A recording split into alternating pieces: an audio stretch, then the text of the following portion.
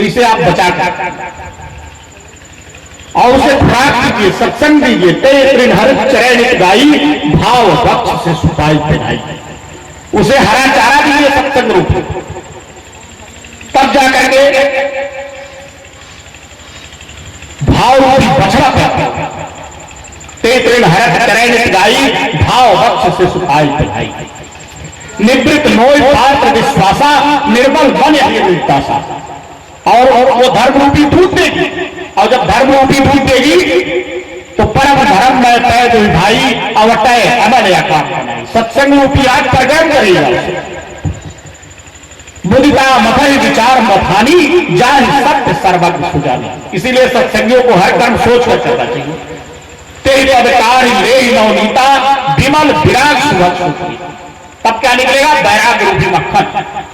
लेकिन उस मक्खन में भी मैल है, मोह सकल व्याधि कर मूला तिनसे तो बुद्ध खिलावे ज्ञान घृत ममता मन कर जाए। सत्संग रूपी आंच पर उसको खड़ा दीजिए, तब क्या मिलेगा? तीन अवस्था तीन गुण तही कपास बेकार पूरी दुनिया तेलते बाकी कर सोहम अस्मित वृत्ति अखंडा परम प्रकाश हो प्रचंडा, तब आपको सोहम ब्रह्म मिलेगा। लेकिन छोरक ग्रंथ जाल खगराया विघ्न अनेक कर माया नाना प्रकार के विघ्न करेगी जब आपकी आंख खुलेगी। कल बल छल करी आह समीपा आंचल बात बुझाव दीपा, और आपके ज्ञान का दीपक उपजा दे। लिखते हैं तब भी आप नहीं मानेंगे। रिद्धि सिद्धि प्रेरक बहु भाई बुद्धि लोग दिखावा जाए, रिद्धि सिद्धि आ जाएंगे। क्या चाहिए महाराज, कहां उधर जा रहे हैं, जो कहिए वो हम दे देते हैं। जब आपको आगे नहीं जाने दिया जाएगा तब लिखते हैं कि अब आप गुरु किस दर्जे का किए हैं। अगर गुरु बहुत प्रबल है तभी आगे बढ़ते हैं। ऐसे साधना में बंकनाल द्वार पर गुरु जाकर खड़ा होता है। जब आप सहस्त्र कमल से ऊपर जाते हैं तो हर मुकाम पर गुरु का ध्यान आपको करना पड़ता है। इसीलिए कहा गया है पहले गुरु महाराज का ध्यान, फिर मुकामों पर गुरु का ध्यान। तो जब काल आपको रोकता है तो वहां गुरु खड़ा होता है। प्रबल गुरु जैसे समरथ कीन्हा ताह विचार जान, तन मन से साचे रहे कहे जो सतगुरु बान काल कभी रोके नहीं देते गान। ऐसे दर्जे का गुरु जिसके पास होता है साधना में वही आता है।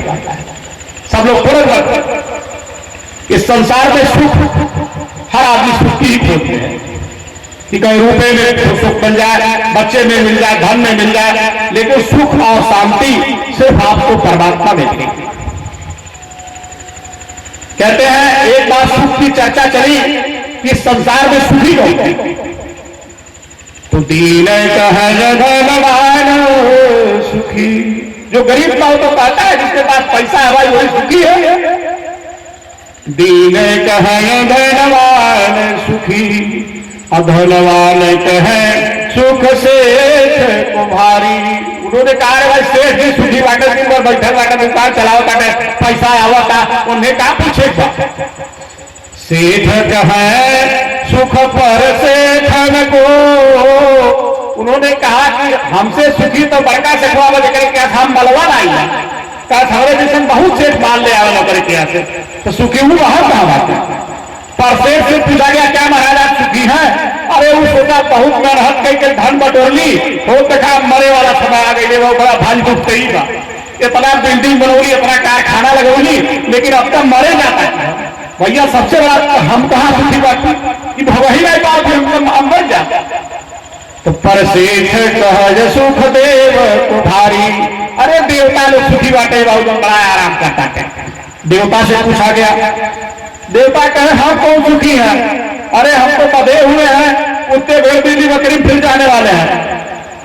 ये हुआ भाई सुखी कौन है, कोई बताई नहीं रहा है सुखी। देव कहा सुख ब्रह्मा को भारी। ब्रह्मा से पूछा गया महाराज आप सुखी हैं? अरे उन्होंने कहा हम अपने दादा को नहीं जानते हैं, हम क्या सुखी हैं? हम तो अपने पिता का दर्शन नहीं किए, दिन भर इसी मुंझे रहते हैं, तो हम क्या सुखी हैं? तो ब्रह्मा कहे सुख विष्णु को भारी। कि विष्णु भगवान सुखी बाटे, क्षीर सागर में मौत करता है। विष्णु भगवान से पूछा गया, अरे कहना भाई हम नहीं सुखी बाटे, भाई हम सुख पर बहुत बात है। हम तो दिन भर पालन में लगे रहिला। तो विष्णु कहे सुख शंकर को भारी। उन्होंने कहा भगवान शंकर सुखी है, भान पीठ मस्त रहता है। उन्होंने कहा पूछेगा, शंकर जी से पूछा गया भाई कौन सुखी है, कोई जिम्मेदारी नहीं ले रहा है।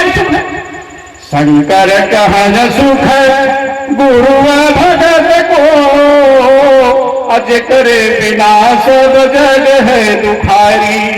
उन्होंने कहा सुखी तो कोई गुरु भक्त है, जिसके बिना यह संसार दुखी हो जाता है। जब इस पृथ्वी पर कोई स्पिरिचुअल पावर, कोई संत फकीर और महात्मा नहीं पैदा होता है तो पृथ्वी अपना बैलेंस बिगाड़ देती है। पृथ्वी रोने लगती है, जगह जगह भूकंप आने लगते हैं, बैलेंस खो देती है पृथ्वी। तो उन्होंने कहा भाई सुखी तो गुरु भगत होता है। अगर किसी को पहुंचा हुआ संत फकीर महात्मा पैगंबर मिला है गुरु और उसकी भक्ति में लीन है, तो भाई उससे ज्यादा सुखी और कोई नहीं है। जगदरिद्र सन दुख जगदाही, असंत मिलन जस सुख जगनाई। उन्होंने कहा दरिद्रता के समान कोई दुख नहीं है। अरे भाई जब फलहीन में आकर तो उसे बड़ा कोई दुख था। और उन्होंने कहा संत मिलन सुख जगनाई। अगर किसी को संत मिल गया है जीवन में तो उससे बड़ा सुखी कोई और नहीं है। मेरे सत्संगी भाइयों, इन सब कहानियों का यह तात्पर्य है कि हम अपने गुरु महाराज के लिए प्रेम पैदा करें। समय तो बहुत हो गया है, लेकिन क्या किया जाए, जब गुरु महाराज की चर्चा होती है तो प्रेम बढ़ता रहता है, जिज्ञासा बढ़ती रहती है, कहने वाले की, सुनने वाले की। चलिए एक छोटी सी वृत्तांत सुनाते हैं। एक बार विवेकानंद गुरु की खोज में निकले। स्वामी विवेकानंद जब गुरु की खोज में निकले तो उनका यह कहना था कि हम ऐसे आदमी को गुरु बनाएंगे जो हमारे प्रश्नों का जवाब दे देगा। उनका प्रश्न था, क्या परमात्मा है? आपने देखा? मुझे दिखा सकते हो? 3 प्रश्न। पूरे संसार में सभी कौम कौमियत मजहबों में, कभी हिंदू में, कभी मुसलमान में, कभी सिख में, कभी ईसाई में, कभी यहूदी में, कभी जैनी में, सभी धर्म, किसी ने जिम्मा नहीं लिया कि परमात्मा को दिखा सकता। जब कोई जिम्मा नहीं लिया तो विवेकानंद ने कहा कि लगता है परमात्मा है ही नहीं। अगर होता तो कोई तो जिम्मा लेता ही दिखाने का। भाई निराशा, रात को उन्हें स्वप्न आया, कलकत्ता जाओ और रामकृष्ण परमहंस से मिलो। वो स्वप्न के आधार पर परमहंस जी से मिले और जब उनसे प्रश्न किए कि क्या परमात्मा है, तो परमहंस जी ने कहा अगर तुम हो तो परमात्मा भी है। इस पृथ्वी पर कोई कागज गिरा हुआ है, इसका मतलब उस कागज की कोई फैक्ट्री होगी भाई ना। आप बिना मतलब क्यों कागज बनाया नहीं जाता होगा। उन्होंने कहा जो तुमको बनाता है वही तो परमात्मा है। बोले अच्छा भाई, मान लिया। बोले आपने देखा? उन्होंने कहा मुझको दिखा सकते हो? बोले हाँ। बोले महाराज इतने आसानी से आपने कह दिया, हम तो बहुत घूमे, कोई नहीं कहा दिखाएंगे। उन्होंने कहा गुरुदेव एक प्रश्न और है। अब इस सारे प्रश्नों का जवाब मिल गया जब, तो मेरे दिमाग में एक प्रश्न और आ गया। उन्होंने कहा क्या? उन्होंने कहा परमात्मा इतने आसानी से दिखता है, आप बता रहे हैं कि मैं दिखा दूंगा, तो दिखता क्यों नहीं लोगों को? बोले कोई खोजता ही नहीं। अरे बोले ऐसे कैसे आप कह सकते हैं? सभी धार्मिक तीर्थों व्रतों में हम गए, लोग लिमोटी लगाए पड़े हुए हैं, परमात्मा के नाम पर कोई शादी नहीं किया, कोई अष्टांग योग, कोई तप योग, कोई यज्ञ कर रहा है, और आप कह रहे कोई खोज ही नहीं रहा है। बोले विवेका उसे कोई नहीं खोज रहा है, तुम खोज रहे तो तुमको मिल जाएगा वो। उन्होंने कहा महाराज सिद्ध कैसे कर सकते हैं कि परमात्मा को ये सब लोग खोज नहीं रहे हैं? उन्होंने कहा विवेका ये बताओ, जब किसी आदमी के घर कोई मौत होती है तो तुमने वो दृश्य देखा? बोले हाँ महाराज देखा। बोले क्या होता? उन्होंने कहा परिवार के सारे लोग लिपट कर रोने लगते हैं। अगर कल की आयु बुलंद है तो वो भी अपने घूंघट को हटा देती है और उस लाश पर गिरकर रोने लगती है। उन्होंने कहा ऐसा दृश्य तुमने देखा? बोले हाँ। बोले क्यों रोते हो? उस शरीर को उसने बनाया, जीवात्मा क्या उसने डाली? वो तो पहले से पता था मर जाएगा, तब कहे रोते हैं। रोते इसलिए है कि धोखा दे दिया। अभी बच्चे की शादी बाकी थी, पढ़ाई लिखाई बाकी था, घर द्वार नहीं बना था, बीचों में चल दिया, इसलिए रो रहा है। उन्होंने कहा विवेका जो रो रहा है उससे पूछो कि वो क्या बताकर मरेगा, वो भी तो धोखा ही देकर जाएगा। यह जीवात्मा अतिथि होती है, अतिथि के न आने की तिथि होती है और न विवेका जाने की कोई तिथि होती है। वो तो बिना बताया चला जाएगा। उन्होंने कहा अच्छा विवेकानंद ये बताओ, आज तक तुमने किसी आदमी को इस संसार में ऐसे रोते देखा, कोई अपना सर पटक रहा हो, पीट रहा हो, सीना पीट रहा हो, विलाप कर रहा हो कि हमारे गुरु महाराज हमको अभी तक नहीं मिले, परमात्मा हमें नहीं मिला, अब हम मर जाएंगे उनके बिना, चिल्ला रहा हो, उसे 4 लोग पकड़ के अंदर ले जाए, ऐसा भी दृश्य तुमने कहीं देखा? बोले नहीं महाराज ऐसा तो नहीं देखा। तो बोले परमात्मा को क्या देखो, समझते हो क्या? ये नाशवान शरीर जो मर गया, नष्ट हो जाएगा, पहले से तय था, उसके लिए इतनी तरह इतनी वेदना, इतनी तरह कितनी बेचैनी, चिल्लारे मार के रो रहे हो, और उस गुरु और परमात्मा के लिए आंसू ही नहीं गिर रहा है, तो फिर भी परमात्मा मिल जाएगा, गुरु महाराज ऐसे मिल जाएंगे आपको। उनके लिए जब तक मिला ही नहीं रघुपति बिन अनुरागा, कोई शब्द आ गया, मिला ही नहीं रघुपति बिन अनुरागा, ये जोग तक गया, वो तो प्रेम से मिलता है परमात्मा। कांच गिरज बदले तेले ही तेही पर जाए प्रश्न, पारस पत्थर को लाख से फेंकते हो और शीशे को पोंछ कर जेब में रखते हो, तो परमात्मा कैसे मिल जाएगा? वो तो प्रेम से मिलता है। भाइयों अगर धन दौलत से मिलता तो परमात्मा संत फकीर और महात्मा काटा गड़ा और डालियां कहां होते, हमारे आपके हाथ थोड़े लगते, लेकिन नहीं, फकीर प्रे साधु भूखा भाव का, धन का भूखा ना। साधु तो भाव का भूखा होता है, परमात्मा भाव देता है। स्नेह प्रेम शब्द जितने भी पुराण आप कहेंगे सब में आ गया।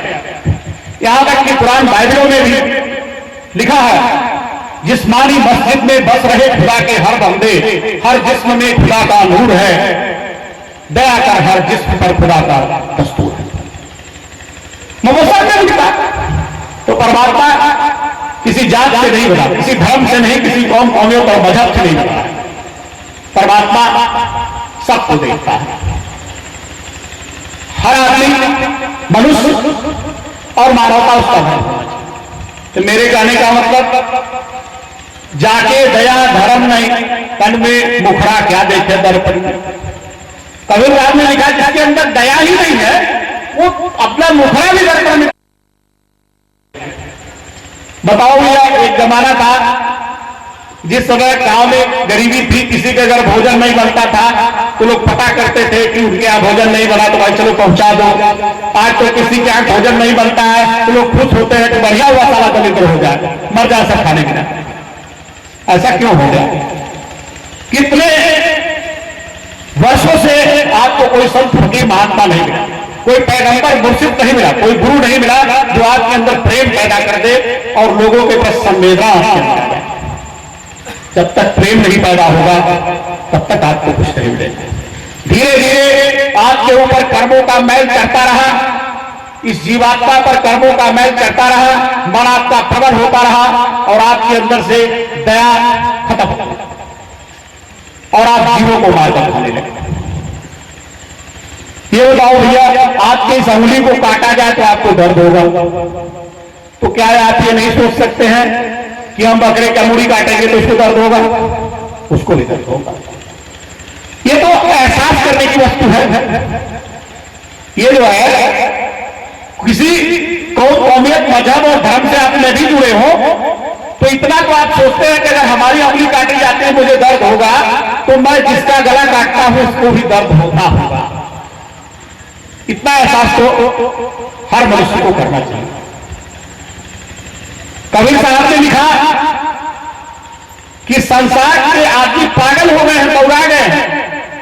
अरे साधो बाबा मानुष तन बौराना, यह शरीर बौरा गया, पागल हो गया। कबीर साहब का है, अरे तन बौराना हो, अरे तन बौराना, साधो बाबा मानुष तन बौराना। यह शरीर बौरा गया, पागल हो गया। कबीर साहब लिखते हैं, अरे एक दिन बाजार से बकरा लाए, खियाए चोकर दाना। एक दिन बाजार से बकरा लाए तो चोकर दाना खूब खिया होता था, झोंका था, खा ले खा ले। एक दिन बाजार से बकरा लाए, खियाए ठोकर दाना। अरे 4 जने मिल काटी देता है, अरे खा पी करत बखाना, साधु बाबा मानुष तन बौराना। एक गरी टंगरी पकड़ना, एक गरी बूढ़ा पकड़ना, काट देना और काट के बनौले के बाद बखान का काटन, क्या बढ़िया बनल भाई, वाह भाई बनौला तय। यह मनुष्य ऐसा पागल हो गया है कि जीवों को मार के खा रहा है और बखान भी कर रहा है। एक दिन बाजार से मुर्गा लाए, खियाए ठोकर दाना। मुर्गा खरीद लेना, बकरा कटना, मुर्गो ले नहीं आएगा, वो खिलौना एक दिन थोड़ा मोटा जाए, एक दिन कुछ मांस हो जाए। एक दिन बाजार से मुर्गा लाए, खियाए ठोकर दाना। उसको भी लाए और देव के सामने काट देता है। काली माई सामनवा ले जाकर काट दिया, पूजा बंद रहना ना, वो ले जाकर काटना।